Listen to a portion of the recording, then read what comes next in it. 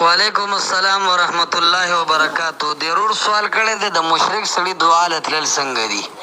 ګوره تاسو ته پته ده چې ډېرو مسلو کې زه نرمي کوم، سختی نه کوم، لکه فروعي مسایل، خو د شرک او بدعت سره متعلق چې خبر راشي بس زما بیا کانټه برخیږي، بیپي مې های کېږي. مشرک او بدعتي دا زما دپاره یو ناقابل برداشت خلق دی.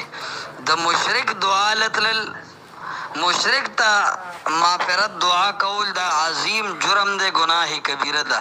ځکه قرآن کې الله فرمایي چې ندی مناسب پیغمبر علیہ السلام لا یا مؤمنانو لرا ان یستغفروا للمشرکین، چې دی د مشرکانو دپاره د بخنې د بخشش طلب وکړي. بل الله فرمایي که څوک وله بخنه وغواړم فلن یغفر الله لهم، د قرآن فیصله ده. الله وایي مشرک معاف کوم نه. مشرک د کائنات بدترین نجس او پلید سیز دی. انما المشرکون نجسون، پس انګل او بیابان کې ګرځېدون کې خنزیر هم د مشرک نه بهتر دی.